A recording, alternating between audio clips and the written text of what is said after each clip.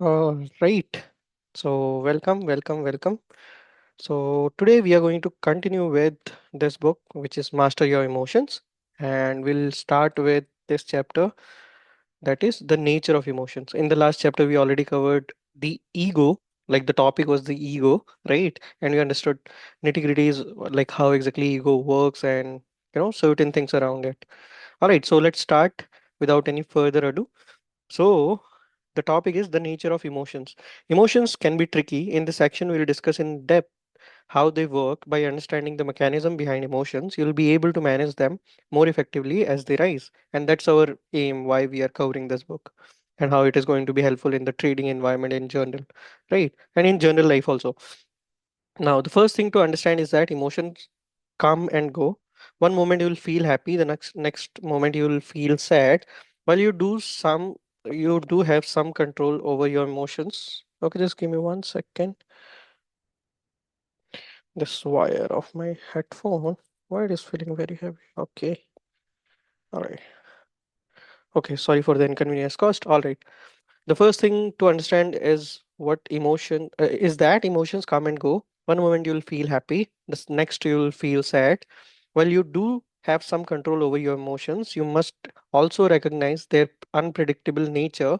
If you expect to be happy all the time, you set yourself up for failure. You then risk blaming yourself when you fail to be happy, or even worse, beat yourself up for it. Okay, now this is very important. We need to take a quick note of it, like we always do during our videos. Meanwhile, you can go through the content or you can just skip the video by 2 3 seconds.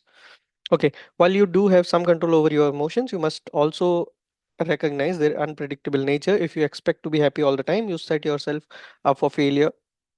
You then risk blaming yourself when you fail to be happy, or even worse, beat yourself up for it. To start taking control of your emotions, you must accept they are transient in nature. That means they are coming and going. All right. Now you must learn to let them pass without feeling the need to identify strongly with them. You must allow yourself to feel sad without adding commentaries such as I shouldn't be sad or what's wrong with me. Instead, you must allow reality to just be. No matter how mentally tough you are, you'll still experience sadness, grief, or depression in your life. Hopefully, not at the same time. Okay. Now, and not continually. All right. So, again, since we know that they are transient in nature, so you will feel it one moment and in the next moment, you'll be completely fine. Okay.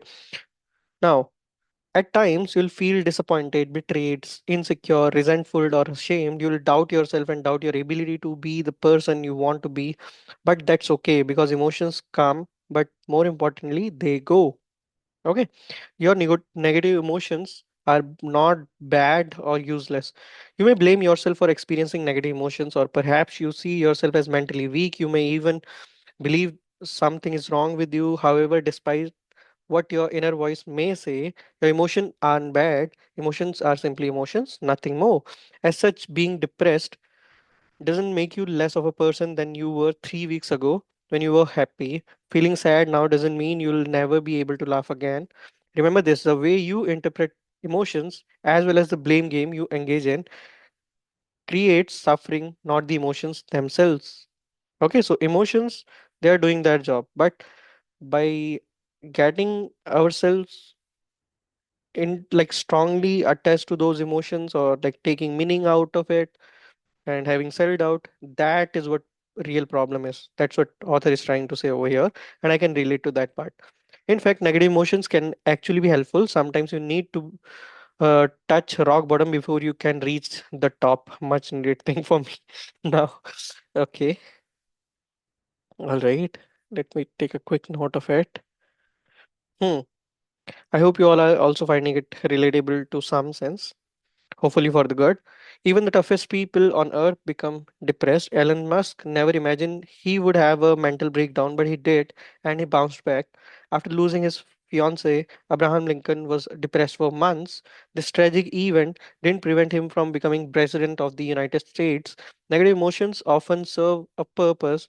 They may serve as a wake up call, they may help you learn something positive about yourself, of course, then you are under their spell. It may be when you are under their spell, it may be difficult to look at the bright side of things, but in hindsight, you may realize these emotions, even sad ones, had their role to play in your ultimate success. Okay, very important. All right. Now,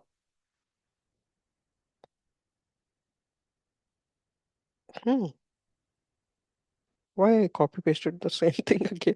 Just give me 1 second. Just give me 1 second. There's some technical glitch. As I said earlier, you can just skip for the next 5 to 10 seconds and we'll be right back into the content. Hmm. Okay. Of course, when you're under their spell, it may be difficult to look at the bright side of things, but in hindsight, you may realize emotions, even sad ones, had their role to play in your ultimate success, and that's the goal, right? The positive role of negative emotions. Your emotions are not here to make your life harder, but to tell you something without them, you won't grow.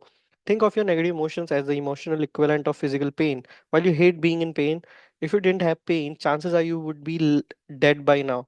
Physical pain sends a powerful signal that something is wrong, nudging you to take action of some kind. It could be the consult your doctor, which may lead you to undergo surgery, change your diet, or increase exercise. Without physical pain, you wouldn't do any of these things, and your situation would worsen, potentially leading to a premature death.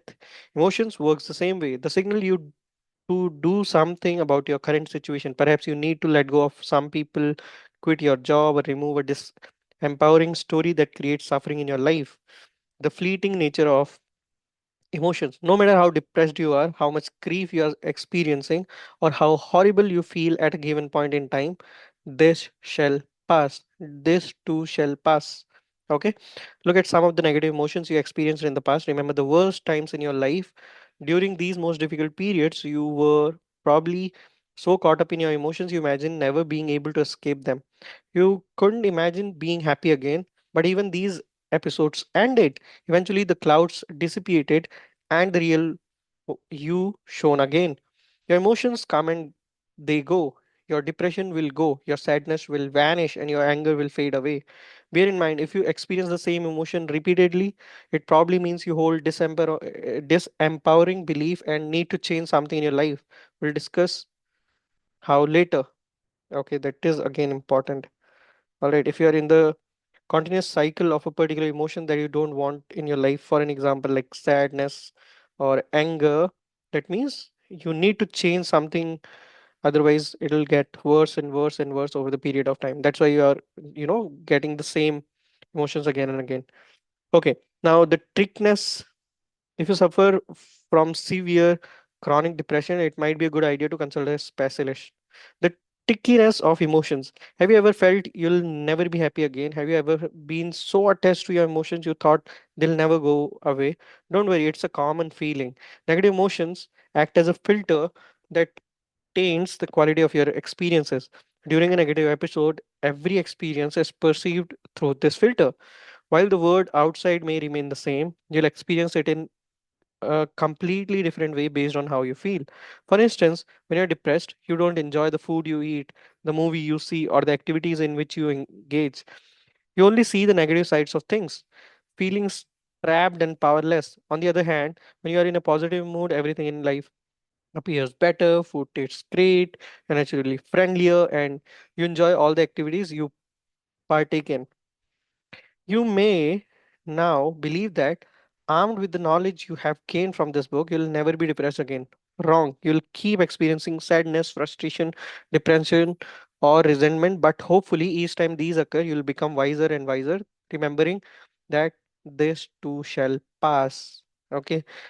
Any kind of emotion that is currently in your life, always remember this too shall pass. If you are in your prime, like you're feeling very good, everything is at your hand, and you are at your best state, still remember this too shall pass, because there will be some negative times that can also come. So you should be prepared for it. Enjoy the moment. I'm not saying that you have to think about the negative ones only. No, enjoy the moment, but keep this thing in the hindsight of your brain, that this too shall pass. Again, if you're, you know at your rock bottom, remember this too shall pass, and you'll shone again, right? You'll sign again.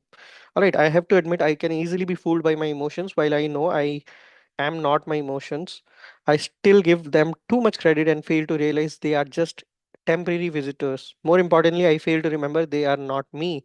Emotions always come and go, but I remain. Once the emotional storm has passed, I generally feel like an idiot for having taken my emotions so seriously. Do you? The answer is yes.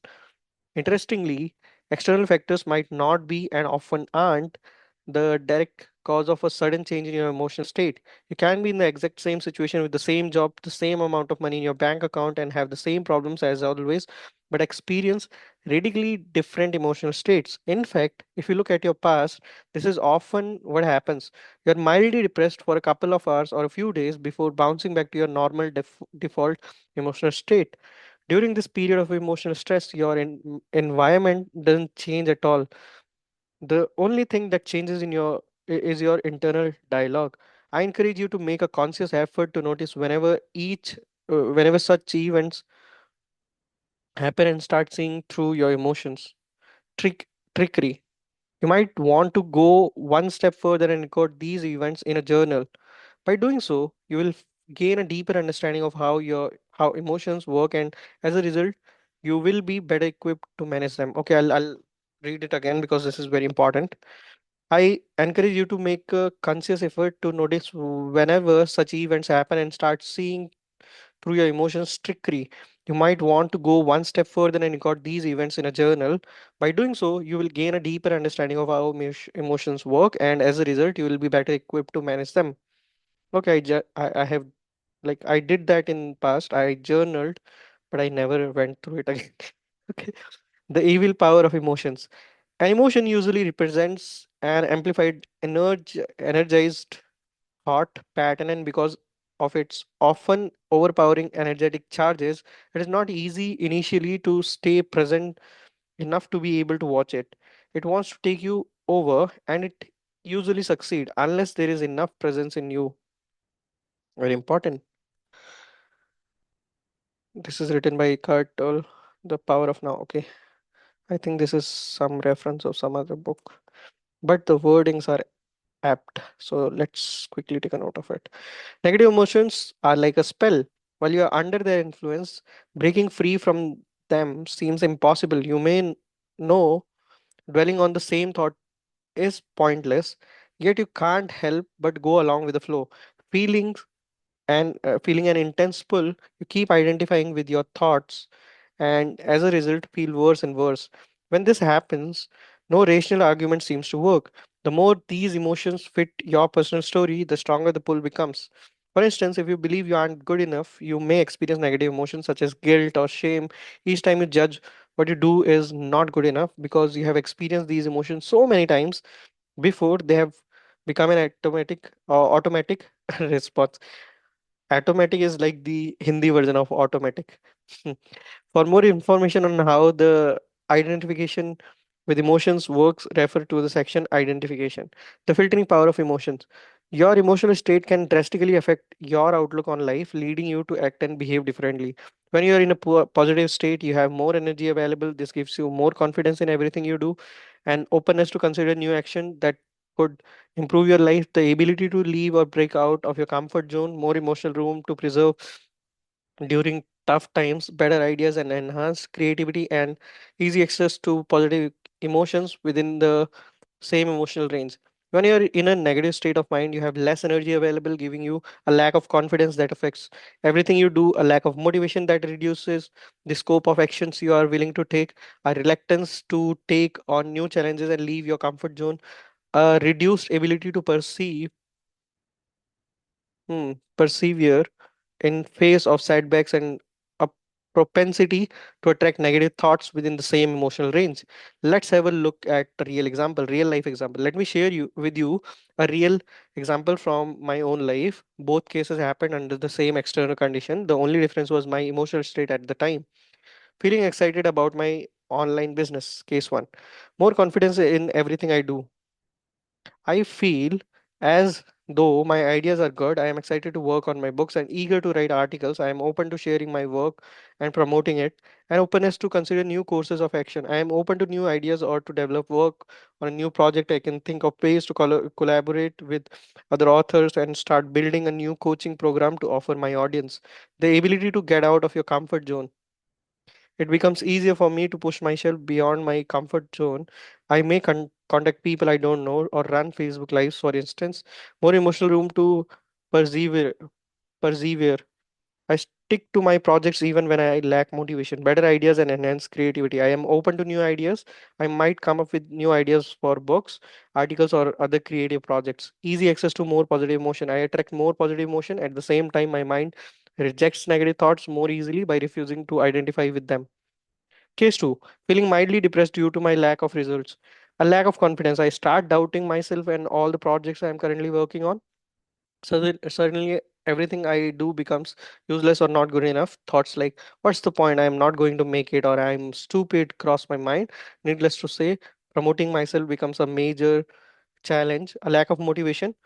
I don't feel like doing anything. I'm attacked by, and I'm unable to escape negative thoughts. I have the same negative thoughts again and again, which repeat like a broken record. They seem so real and taint all my experiences, a difficulty to take on new challenges. I have little energy left over to leave my comfort and undertake challenging projects, a reduced ability to persevere. I have difficulty finishing tasks and I procrastinate over tasks I should be working on. A propensity to attract negative thoughts. I attract more and more negative thoughts. Although these thoughts may have been crossing my mind before, now they stick fast. By identifying with these thoughts, I generate more negative emotions. So if I'll talk about my current state, I'm currently in between both these thoughts that is, shared in both the examples. I'm somewhere in the positive one also, I'm somewhere in the negative ones as well. So that means I'm in midway. If I'll put some work, I'll be completely on the positive side. Both cases happened only a few days apart. The external environment was the exactly same, but my emotional state was radically different and led me to take different actions. The magnetic power of emotions. Your emotions act like magnets. They attract thoughts on the same wave. That's why when you are in a negative state, you easily attract other negative thoughts. And by latching onto these thoughts, you make the situation worse. Okay. Hmm. That's very important. I have read similar thing in this book, which is The Secret by Rona Brands. Like the power of attraction, the power of law of attraction, to be very precise. What you seek is seeking you. I've told you earlier as well, right? So I'll go through it once again. Your emotions act like magnets. They attract thoughts on the same wave. That's why when you are in a negative state, you easily attract other negative thoughts. And by latching onto these thoughts, you make the situation worse, right? So that's where we are bleeding. That's where we have to work on. Hmm. Let's go to the next page. Okay. All right. As Eckhart Tolle, I hope I'm pronouncing the name correctly, wrote in The Power of Now, often a vicious circles builds up between your thinking and the emotion. They feed each other. The thought pattern creates a magnified reflection of itself in the form of an emotion, and the vibrational frequency of the action emotion keeps feeding the original thought pattern. Right. So it's all in your hand. You can, make it completely work in your favor by giving the right thought and feeding the right emotion and getting the desired result. Now let's see what you can do to break free from the magnetic power, breaking the magnetic power of emotions. Let's say you have a bad day at work and you are in a terrible mood. The negative state you are in cause you to attract more negative thoughts. Suddenly you fixate on the fact you are still single at 30 and start beating yourself up over it. Then you blame yourself for being overweight. You also remember you have to go to the office the following Saturday, which reminds you how much your job sucks. Do you see how much easier it is to attract negative thoughts when you are in feeling low? To prevent this from happening, it is essential you remove the habit of clustering negative thoughts together. Right. So again, you have to be objectively looking at the scenario. Objectivity should be there. Real life example, I have knee problems, which prevents me from practicing many sports. Since I have always loved sports, these injuries have been a source of emotional pain. Fortunately, I seldom feel pain in my knees, but when I do, it can trigger negative emotions. One day, as I was observing my thought process, we all have different hobbies, haven't we? I realized experiencing pain in my knees negatively affected my mood, triggering more negative emotions in a negative feedback loop. The pain would cause me to focus on all the things that were going wrong from my work to my personal life. As a result, I would experience negative emotions for hours or even days. The point I'm making is no matter how great your life is, if you spend most of your time focusing on your on your problems, you'll become depressed. Hmm, important. Okay. Thus, to reduce negative emotions, you must learn to compartmentalize your issues. Okay, one problem at a time, looking at the problem objectively. Makes sense. Don't let your mind over dramatize things by clustering unrelated issues. It will only make you feel worse. Instead, remember that negative emotions still exist only in your mind. Taken separately, most of your issues aren't such a big deal. And there is no rule that says you have to solve them all at once. Start noticing how you feel. Record your negative emotions. Look at what triggers them. The more you do this, the more you'll uncover certain patterns. For example, let's say you felt sad for a couple of days. Ask yourself the following questions. What triggered my emotions? What fueled them over the 2 day period? What story was I telling myself? How and why did I get out of my slump? What can I learn from this episode? Okay, important. All right,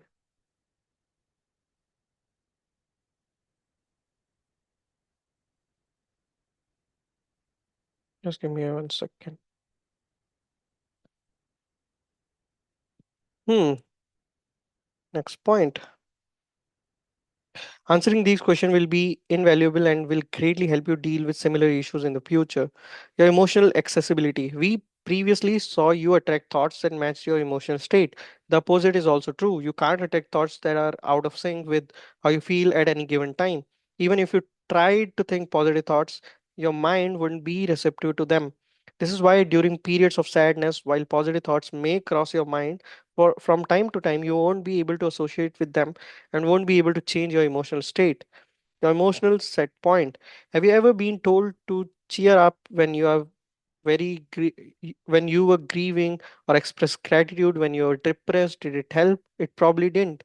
This is because the emotional state you were in didn't allow you to access these emotions. In their book, Ask and It Is Given, Esther and Jerry Hicks offer a model to explain how emotional ranges are connected and how we can move up the ladder from negative to more positive emotion. For instance, in this model, depression or hopelessness is at the bottom of the ladder, followed by anger. What it means is that when you feel depressed, sign of anger indicate you are climbing the emotional ladder. This makes sense.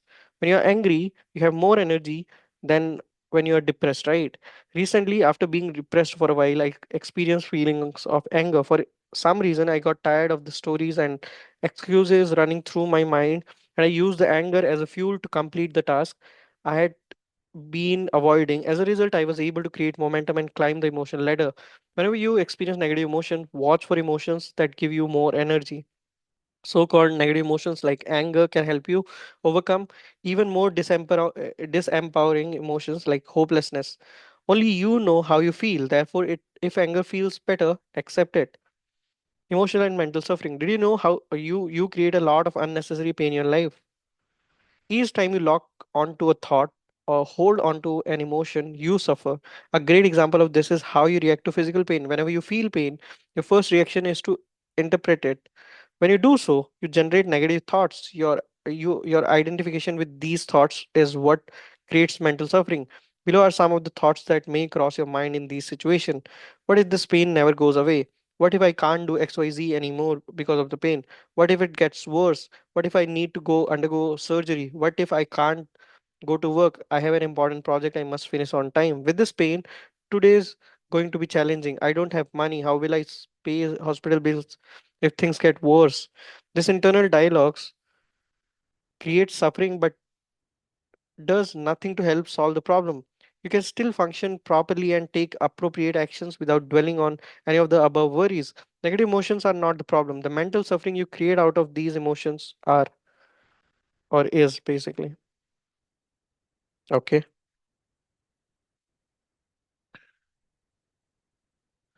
Another example of mental suffering is procrastination. Have you ever delayed starting a task for days or weeks just to realize it wasn't a big deal once you have completed it? I have. What was the most exhausting part, the task itself or the time you spent worrying about it? Or perhaps you didn't. Very important. Very, very, very important. So procrastination is there always. I'll highlight it. Hmm.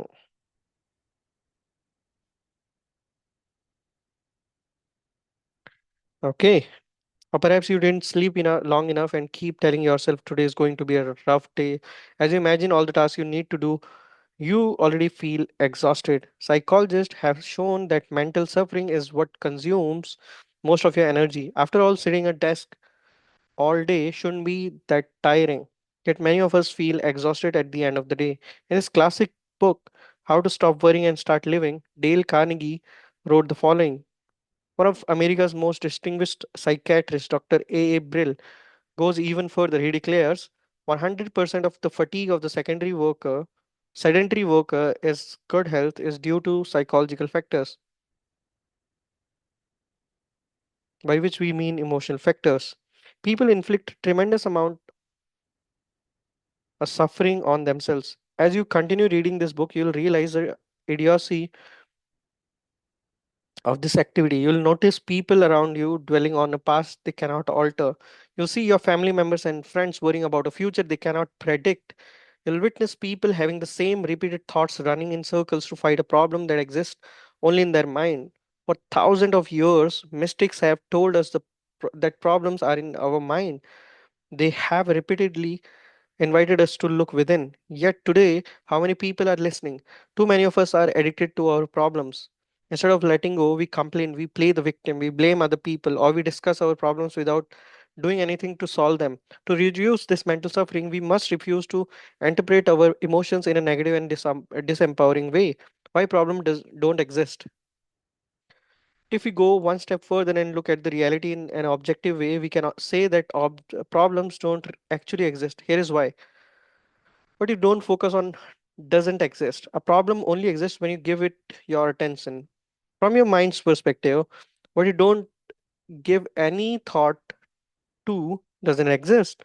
Let's take a hypothetical example. Imagine you lost your legs. If you accept that fact immediately and refuse to give it any thought, there will be no problem and thus no mental suffering. You would simply be living in reality. Of course, that's usually not what happens. A problem exists only in time. A problem can only exist in the past or in the future. And where do the past and future exist? In your mind. To acknowledge a problem, you must use your thoughts, and thoughts exist in time, not in the present moment.